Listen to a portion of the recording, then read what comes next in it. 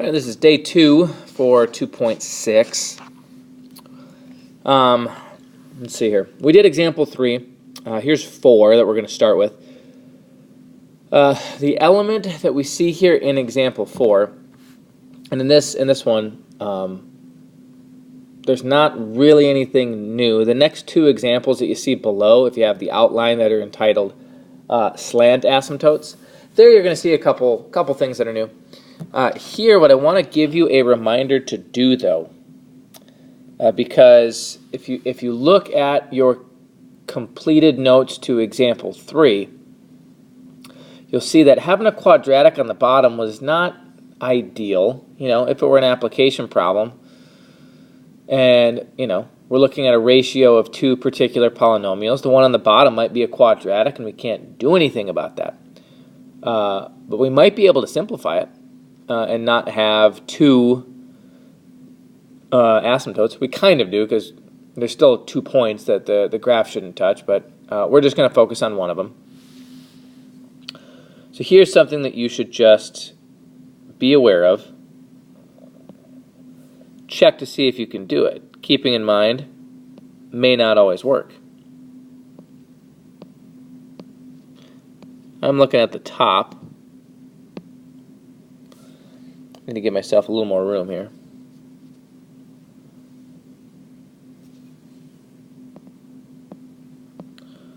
Top can be factored into x plus 3 and x minus 3. This one is a little bit different from 3 in the sense that it is a quadratic over a quadratic. The other one was a line over a quadratic. I could have tried the same process. It wouldn't have worked. And the bottom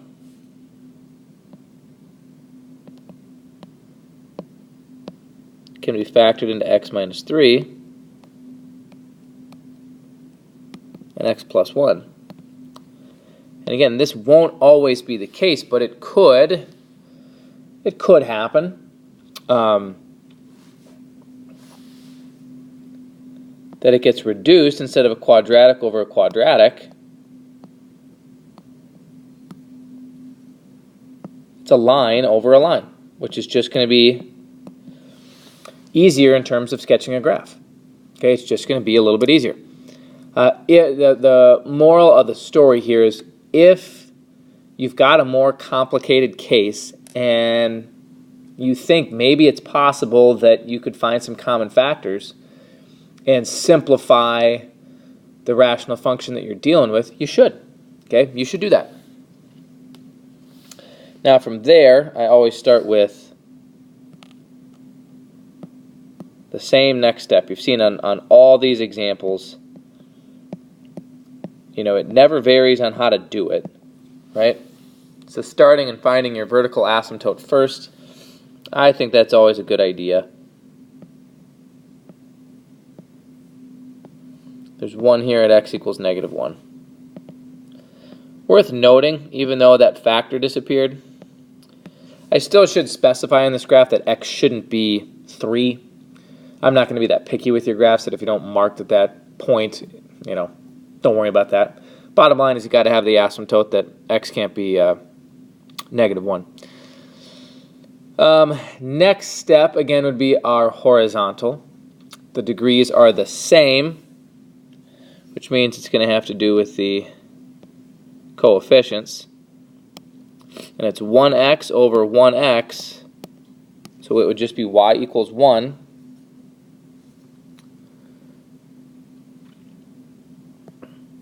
And would be right here.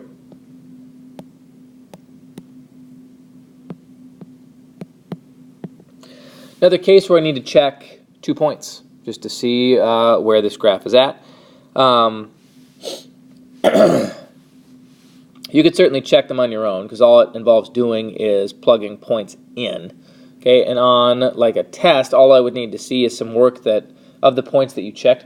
It doesn't have to be marked on the graph. Yeah, the curves need to be in the right spots, but you don't need to mark the point on the graph.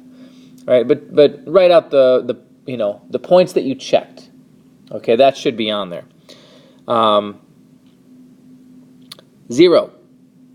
is a good point to check. -2 would be a good point to check. Okay, not -1, that's a bad one. And then from there, I just like to find the closest points that I can. And what I would see is one curve is there, and the other curve is there. And you would get something that looks like that.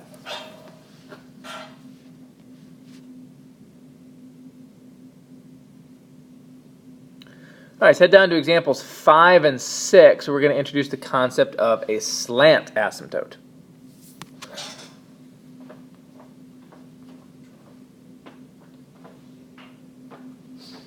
All right, with a slant asymptote, a lot of things are the same. A couple things are different. Okay. What's not different is the vertical asymptote. And again, you've noticed, as I've emphasized, in the whole process of sketching these graphs, that is where I like to start. Here's another one that comes out to be -1. It's a line on the bottom, so there's only one of them. It never changes in terms of how we find them, which is why I like doing them first. Okay. It's a good place to start. It's really consistent. It's not super complicated to do. So there we go. Now we move on to horizontal asymptotes like we always do. Okay? Except if we go back to our 3 cases, we see that the degree on the top is bigger. Okay? The 3 cases we had written down was if the degree on the top is bigger, if the two are the same, and if the bottom is bigger. And it says in our notes, and this is correct, that if the degree on the top is bigger, it doesn't have a horizontal asymptote. Okay? Again, it doesn't have a horizontal asymptote. Okay? Obviously, the title of these examples has already hinted at the fact that there is a third kind. We have only seen examples where there is one asymptote, or maybe 2, going vertically, that is straight up and down, and then others that are going side to side. Okay? This doesn't have one that goes side to side. However, here's what's going on for a slant asymptote. N, the degree on the top. Okay? This is what you would be looking for. It is exactly one more than M. Okay? We went to, for the horizontal asymptote, we went to case number 3. I'm pretty sure it was 3. Okay? I mean, maybe it was the first. I can't remember. But it was one of the 3, right, that we wrote down. Which is why it doesn't have a horizontal asymptote. But this case is a little bit different because that degree on the top isn't just bigger, it's exactly 1 degree bigger. Okay? So we've kind of established 2 things here. Number 1, it has a slant asymptote. Right? I just told you that. And with this whole degree being, 1 bigger on the top, we know why it has one. Now the big piece for our graph, how do we find it? Okay? It's got one. We know why. Where is it? What you end up doing, actually, is just a little bit of synthetic division. When you use the bottom, use -1. Now I've got 1, -1, and 0. Okay? Whoops. What I don't need with my synthetic division is an equal sign. Feel free to leave that off. In fact, we should leave that off. There we go. Bring down the 1. That would be -1, -2, 2, and 2. And there we go. And you're probably thinking, wow, that's great. That was a fairly short, boring round of synthetic division. And at first glance, you'd be right. But if you consider a slant asymptote, you would be totally wrong. The remainder, though, we don't care about. We really don't. These other numbers right here, these are what we're after. Okay? That 1 tells us our slope. That -2 tells us our y-intercept. Those are the two components that we need for a line. And I probably haven't emphasized this enough, right? By a slant asymptote, it means that it goes at a diagonal. It's not straight up and down. It's not straight side to side. It goes at like a diagonal, which is what we were doing here, was to get the equation.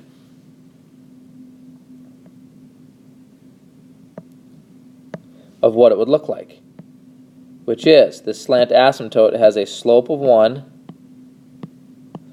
and a y-intercept of 2.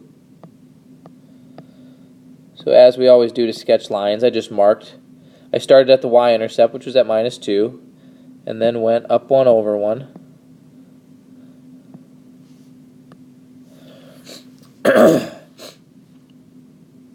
And I've got it.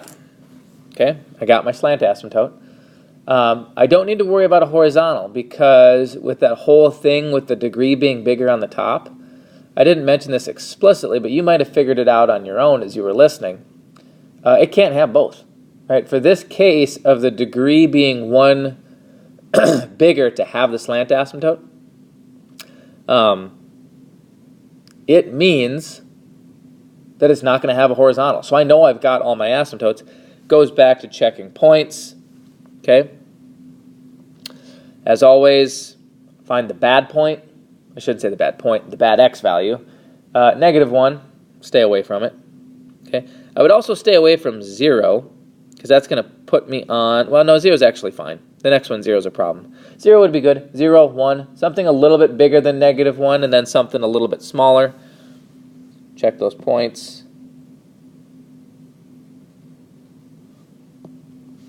Constantly approaching the asymptotes. Never touching, never crossing. Okay? And you get something like that. Okay? Has this added dimension of like where that slant asymptote is, but that's about it. Okay? Let's do another one.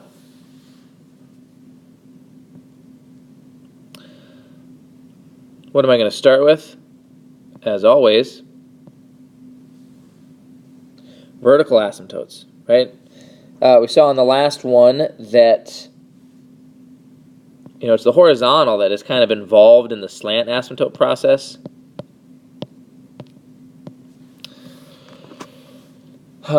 Not the vertical. Again, that's why I like starting with that, because it's pretty simple on what to do. We've got some work to do it. None of these have been that bad to solve. But you set the bottom equal to 0 and solve. And it never changes. You always go about it the same way. The worst that we saw is, I think on example 3, it was a quadratic. So we had to find 2 of them. But that was about as bad as it got.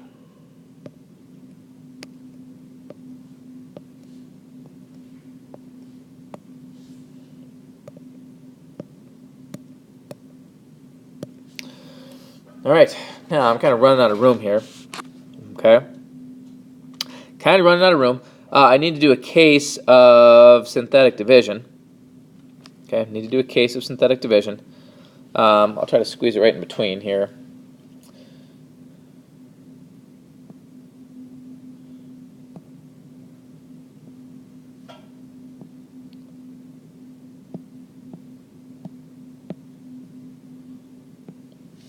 Bring down my 1. 1 times 1 is 1. 0. 0, -2. Yes, I mean, leave the remainder, cross it out, whatever. Okay, we're not interested in the remainder. What we were interested in is after we do this, we know that our slant asymptote has a slope of 1 and a y-intercept of 0.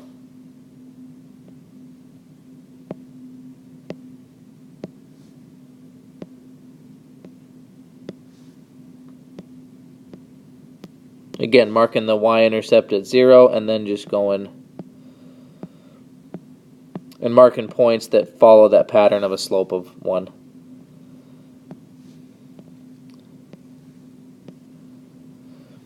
Okay?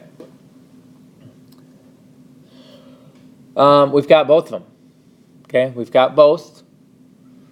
It becomes a matter of checking points. Once again, and this is a case where we really just need to check 2. Something bigger than 1. 2 would be fine. Okay, if you were to check 2, you would see that we get something over here, and therefore a curve that will look like that. This is the one I was talking about earlier. 1 is not a good choice. Either is 0. Okay, 0 ends up landing right on the slant asymptote. So just keep going down a little bit. -1, -2. Those will work fine, and we'll see the rest of this curve is right over there. Okay. One thing I'm going to add to this example is right here. I'm assuming you guys were probably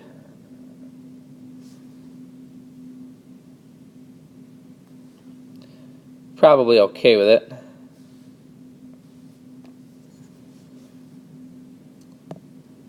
Little line in here to separate the work. That's how it broke down. Now, even though that synthetic division right under example 6, that went with 5.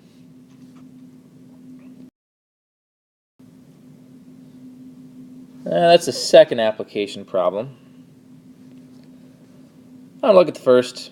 Okay, this one is there's really not a whole lot to this one. It involves evaluating, right? I almost just threw it in here that I don't want you guys to get the reputation that all application problems are miserable and hard and terrible.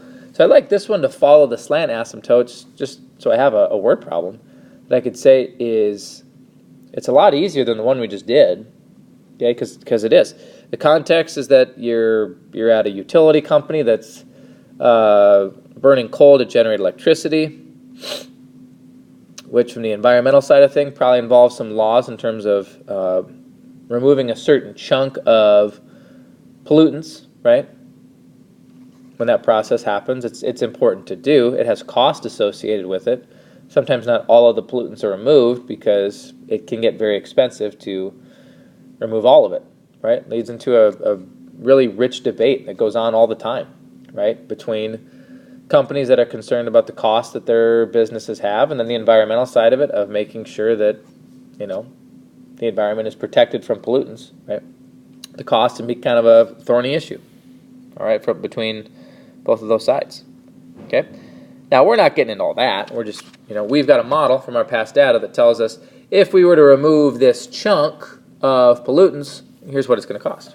And we just want to know, like there's this new law out there that's going to take us from having to take out 45%,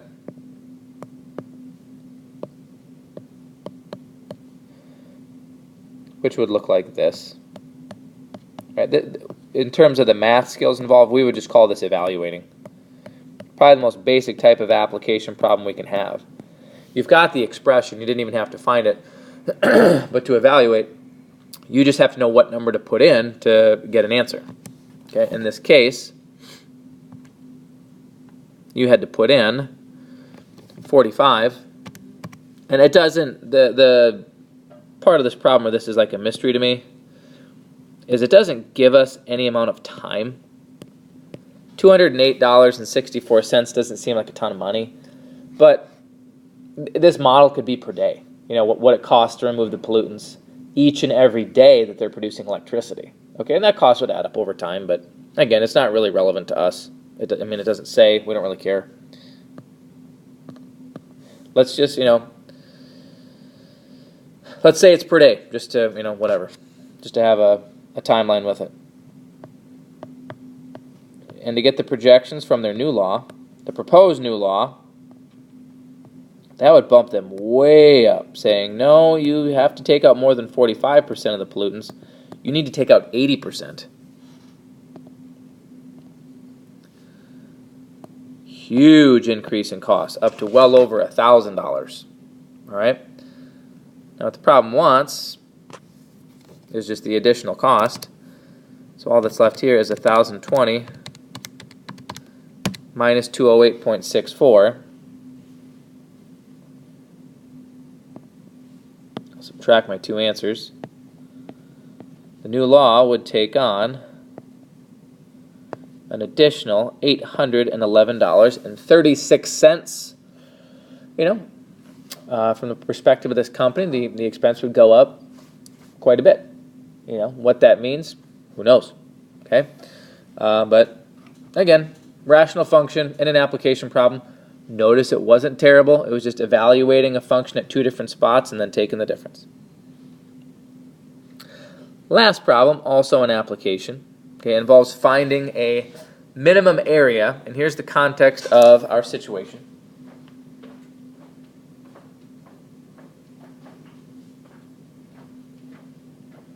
We've got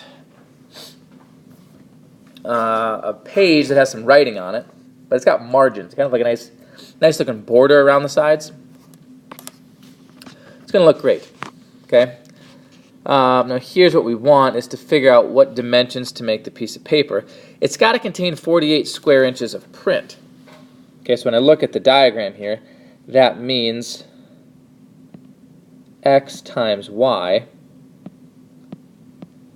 has got to be 48. Okay, we know that. We know that. Now when I add in the margins, what I'm looking for here is that, like, what I should make x and y, and what I should make the dimensions to use as little paper as possible. Okay. Now I've got 48 square inches of print, but that's not the entire page. I've got this, border that's an inch or an inch and a half on either side. Okay. So here's the next jump that I could make. This is about minimizing the area. I'm going to write an equation for the area of the whole thing. Okay, the 48 square inches of print, that's just this. That's why I said x times y was 48. If I'm talking about the whole area, which is really the amount of paper that I'm going to use, I can't say x. I need to say x plus 3. Okay, I need to say x plus 3. Because I've got an inch and a half of border on either side. And for the other dimension, I have y plus 2. So I've got an inch here, and I've got an inch there. Now at the moment, this expression is a big problem for us. It has basically three variables. Okay, area, which is dependent on two other variables, x and y, right? That's an issue for us. Okay, it's what we would call a multivariable function.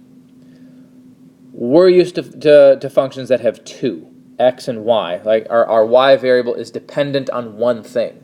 Okay, a function doesn't have to be dependent on one thing. It can be dependent on multiple things. We don't look at those kinds of functions. Now this expression up here is going to bail us out a little bit. That we could say that y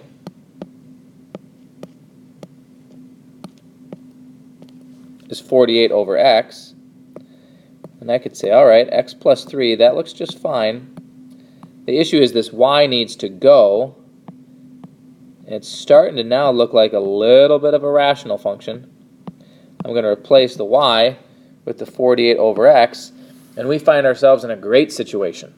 Okay, we now have this expression that has area, right, which we want to make as small as possible. That's the whole goal of this problem, is to make a as small as we can. But I now have an equation that bases it only on x. Only on x. Okay. Now really, if you were doing this, I would expect that you would go to a table on your calculator at this point. Okay? I'm going to take it one step further because I'm not necessarily convinced at this point that you see that this graph is actually rational. It is. If you were to combine these two terms, 48 over x plus 2, what I would essentially have to do is get a common denominator, which I can do as long as I make this 2x over x. Okay, and then basically what I would get is I'd still have the x plus 3. I could multiply that by 48 plus 2x, and that whole entire expression is going to be over x. Okay, so now I want to kind of mark where I was earlier. Again, we're going to have to go to a table now to look at lots of solution points. Okay, you could have stopped there, and that's fine if you did. I just want you to see in your notes here that we're studying this in a section with rational functions because this is a rational function. Okay, now the line that I got to down at the bottom, which again you don't need to do, makes that much more clear. We have a quadratic over a line. That is what is going on this problem. Okay, so here's the deal. What you would then do, okay, is this. You'd go to the table on your calculator, and you'd look through lots of solution points with lots and lots of detail. Okay, and you would find one in particular. Okay, for an x value, which you would see 8.5. And for the y variable, you would see something like 87, it's like 87.9 or 87.8. What you'd be looking for is that x value that makes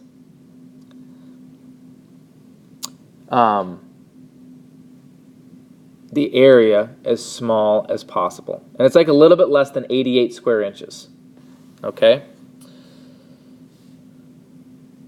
Now y is the other dimension, okay, right here. And I could use this. I could just say 48. I found out that the dimension I need for x is 8.5. That would get us about 5.6. Okay, so that is the portion of the paper that's going to have print on it.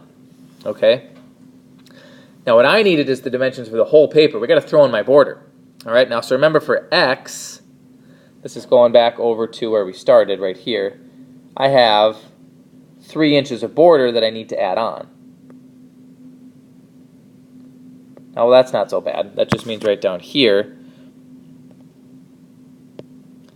the entire dimension of the paper needs to be 11 inches. Okay, that was essentially nothing more than I had to take my 8.5 and I had to add in the border, which was 3 inches. Okay, down here for y, which is essentially the width, I have 2 inches there.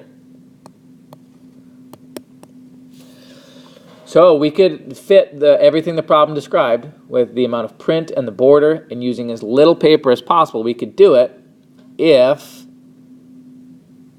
we make it 11.5 inches by 7.6.